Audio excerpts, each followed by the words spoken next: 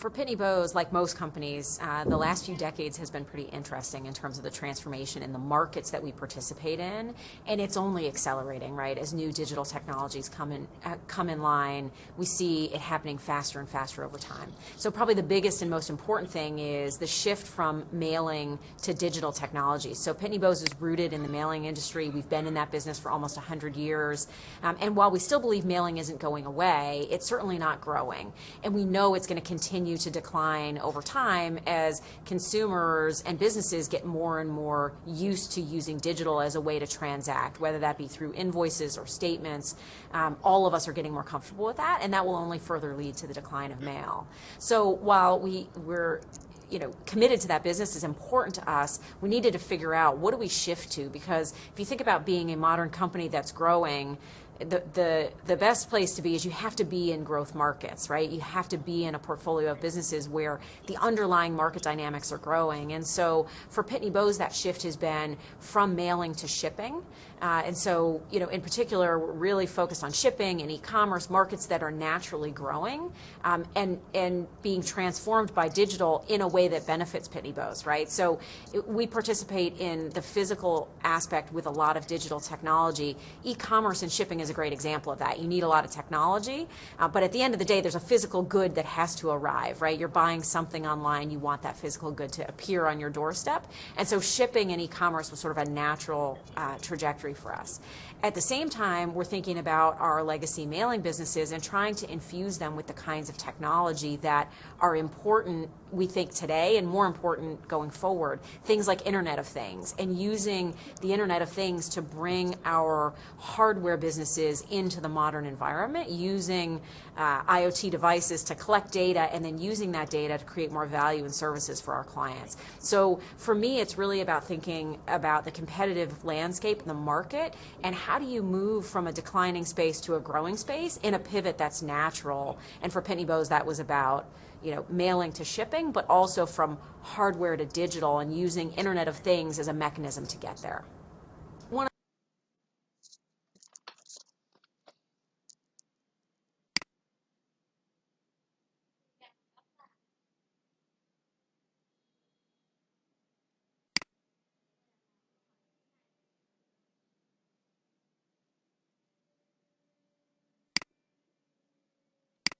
One of the things that I think is really interesting about transformation in general, but certainly digital transformation, is in order to succeed in the world you're going to, you have to build on what you're already great at.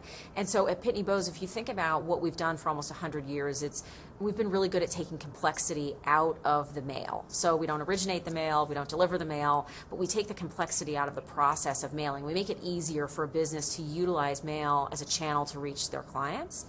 And when we thought about shipping and we moved into this e-commerce space, we've basically taken that ideology and that skill set and moved it into this new world of shipping and e-commerce. So e-commerce is such a fast-paced market, right? There are new startups literally every day that are coming in and competing with us. I feel like a new one pops up almost every week.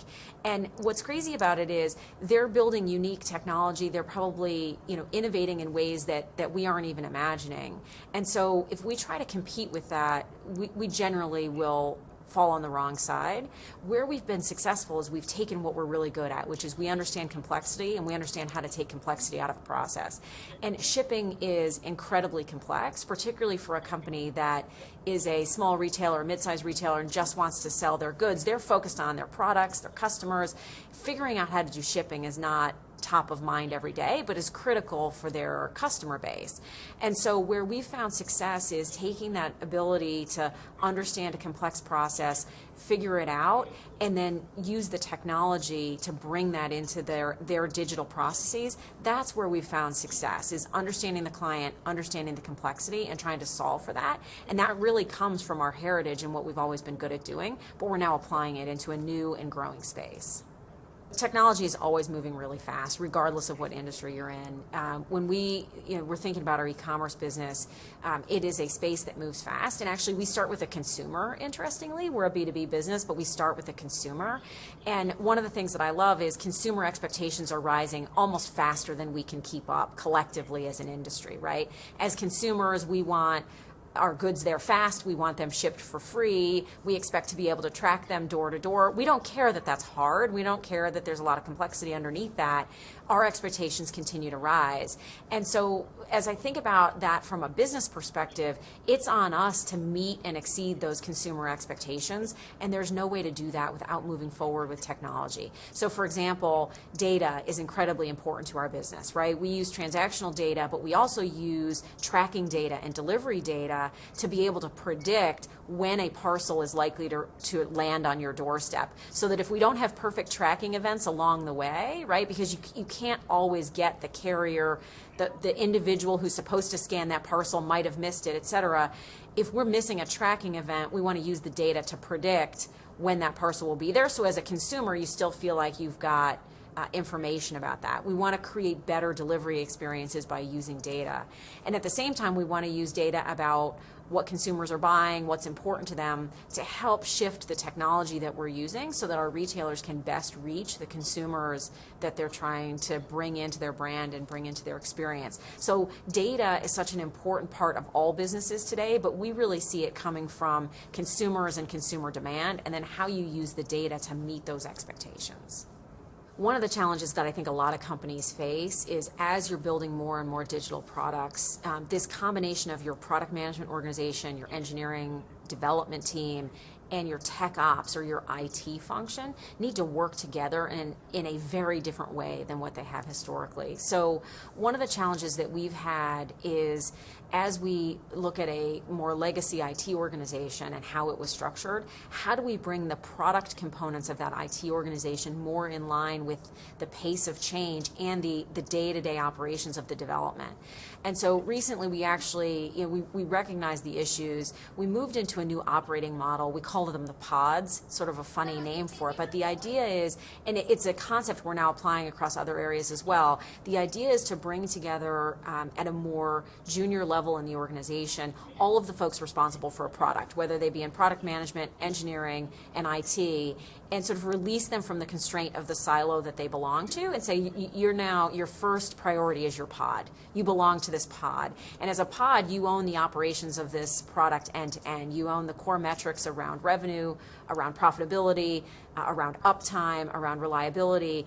And so what it's done, and we're in the early days, but what it's done is it's given our teams, it's empowered our teams to say, I now own this end to end. So we're having already less issues with handoffs from one to the next or no one looking across the whole system. And it's very different than the way our structure worked in the past, because without the digital component, it worked that way, and it worked really well. In our new world where it's a live 24/7 kind of product next or no one looking across the whole system, and it's very different than the way our structure worked in the past, because without the digital component, it worked that way, and it worked really well. In our new world where it's a live 24/7 kind of product that needs to be managed that way, we needed to reinvent the way we think about our development and operations.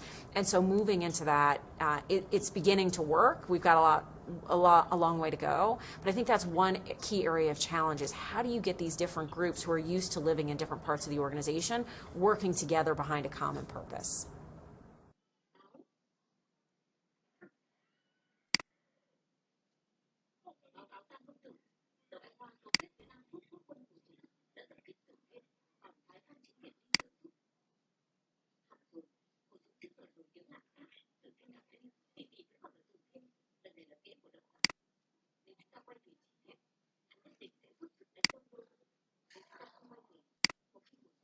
Pitney Bowes began almost 100 years ago. It was principally focused on mail meters, if you will, and that really anchored the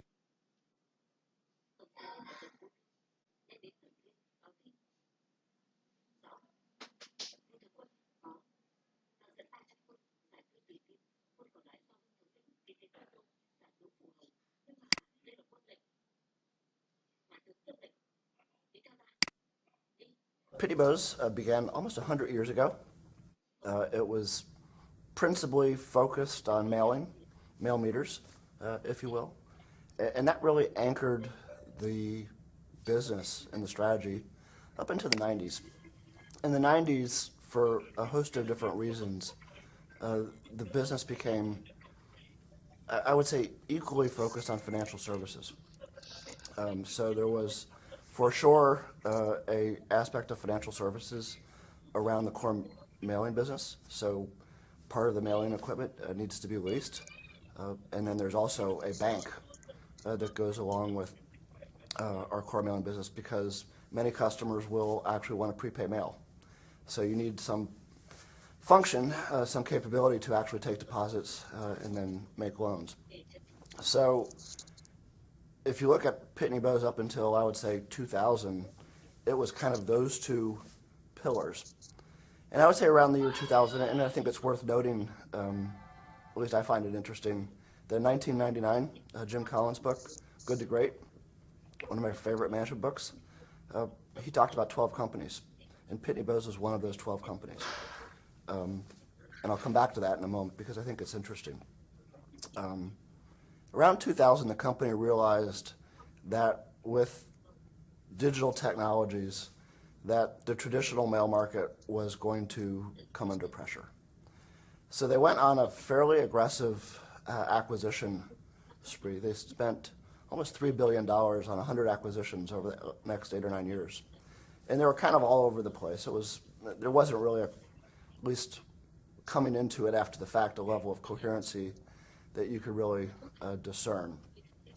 But what happened, and I would say a little bit of good luck. So the financial services aspect of the business, they got out of kind of, I would say, the peripheral businesses in 2005, 6, 7. So they were into jet engines. They were into all kinds of different leasing vehicles, but they got out of that before the financial crisis. But come 2008, when the economy really hit the skids, Pitney Bowes began to have problems, and it was, it was even more acute because of the acquisitions had really kind of put a lot of pressure on the balance sheet. And then with 2008, the financial crisis, companies just stopped mailing. So they had kind of a perfect storm, if you will. So at the outset, we were pretty limited. It had to be in-house. So we had these businesses, and we settled on a handful of markets that we thought were markets that were logical for us to be in, i.e. we had brand permission. We had some type of competitive edge, and they were growth markets. So the markets that we settled on were location intelligence, customer information management, content management. We still kept the digital mailbox, although that was a little bit beleaguered at that point. And then this very small business, which we called global e-commerce at the time, which was a $5 or $10 million business that was really a single relationship with eBay. So those were the growth bets. Those half dozen businesses were the growth bets. So we worked hard to begin to innovate in those spaces. But at the same time, we were also trying to innovate in our core. And the way I've always thought about innovation is in 3 dimensions. There's business model innovation, there's product innovation, and there's process innovation. And we used all 3. So from a process innovation perspective, partially because the company had acquired so much different stuff and was run as a federated group of businesses, we had 37 different general ledgers. We had 5 different CRM systems. We had multiple service systems. We had multiple proprietary leasing systems, which very few people in the company understood. So the first really important point of innovation for us was what could you do on business process. So the intent was pretty simple, and that was to consolidate all of your business processes. So you had single processes for the entire company that were supported by contemporary technologies. So that was the first aspect of innovation. It was important for all kinds of reasons, some of which we understood at the time, some of which we've understood subsequently. But one of the key reasons it was important was it's provided $150 or $200 million of expense savings that we could begin to redeploy into innovation of products and innovation in innovation of other places. from a business product perspective, we began to innovate hard on those 5 or 6 areas. And I would say one of the interesting things about our digital businesses, our software businesses, is we had great customers. So there were $400 million worth of revenue, so it wasn't a huge business, but if you look at the client list underneath it, we had 90% of the Fortune 500. So we didn't, at that point, have a great marketing function. So we went to our key clients and we said, how can we help you innovate? What problems around the products and the domains that we're participating with can we begin to innovate for you? And that really began to kind of anchor the product innovation. And then we started on 2 business model innovations, one which yielded pretty quick results and one that took a while. But in our global e-commerce business, that was really kind of a platform business in the sense that it is a business platform that has all the attributes of a business platform, and that is, if you can get enough volume through it, it scales nicely. So it happened that I had a good relationship with eBay from my previous career at IBM, and I knew the CEO well. So I went out there and I asked John, so what could we do to really take this to another level? And that began the growth of global e-commerce, which to some extent has been the engine for growth of the company over the last 4 or 5 years. In parallel, we began this kind of crazy development project in our core. So you remember we had 3 pillars of strategy. The first was stabilize our core business. So all of a sudden we called that reinvent our core.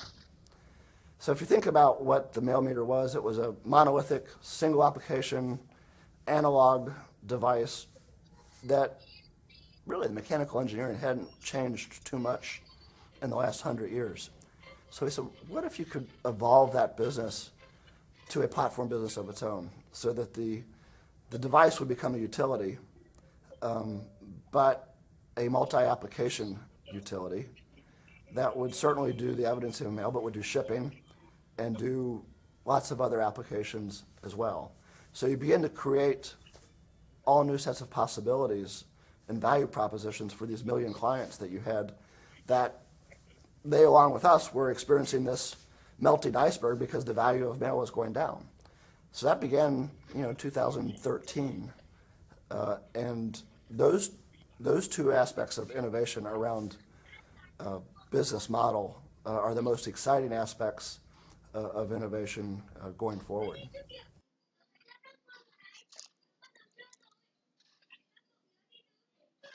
As you think about challenges, you start with the deck is kind of stacked against you. We had some intrinsic advantages which helped, but as you get into it, I think there's a couple of things that I think about a lot. First of all, as you evolve the strategy, you need to evolve the culture, and I think that if you look at the history of transformations, and particularly failed, but also successful transformations, those transformations that are able to evolve the culture to support the strategy are the ones that succeed. And culture is a funny thing because it's, in some ways, not as tangible as other assets on the balance sheet. I mean, it's not like cash or customers that are buildings that you can touch. But I would suggest, with the benefit of experience, is perhaps the most powerful. And my old boss at IBM, Lou Gerstner, had a different definition for culture. And it's not one that you'd find in the textbooks, but it's one that I think it's rung true to me. And his definition for culture was, it's the collective capability of the organization to create value. The collective capability of the organization to create value. And if you think about companies that are trying to transform themselves, that's what it's all about, right? Because you've got this great legacy business, or this legacy business, if not great, but you've got to be able to move forward into the future and to create value. And you need the culture underneath that supports it. So, I think job one of any leadership team is how you evolve the culture to support the strategy. The second thing is, these are hard by definition. They're not straight lines. So when we started, our stock was 10. The stock went to 27 in 18 months. We're now at a little over 14, so we've gone up and down, which that takes a lot out of the team. So you think you're there, and then all of a sudden you're not there. Mà nó lại liên quan trực And tiếp với ông Hùng.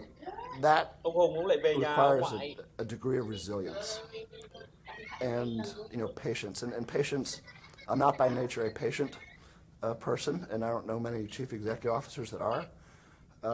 But for sure, as you're going through something like this, you need to be patient. But resilience is the one that's the most important, because you take so many shots at different points in the transformation, and the first job is you got to brush yourself off, because there's 14,000 of my colleagues that are looking to see how I respond to different moments in time or different setbacks. And if I look despondent or if I look unsure, then they'll feel unsure. So job one is if you have your own moments of doubt, that you've got to deal with those, and you've got to deal with those pretty quickly, because people are paying attention. At the same time, you can't be Pollyannic. People respond to leadership that's authentic.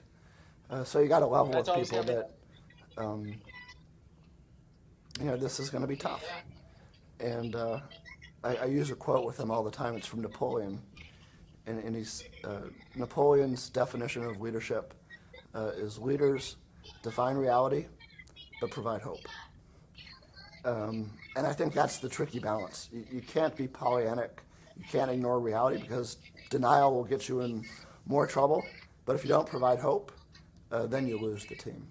So it tends to be those kind of softer characteristics, as opposed to financial or business characteristics, that end up being the dispositive attributes in terms of what you need in order to work your way through a transformation.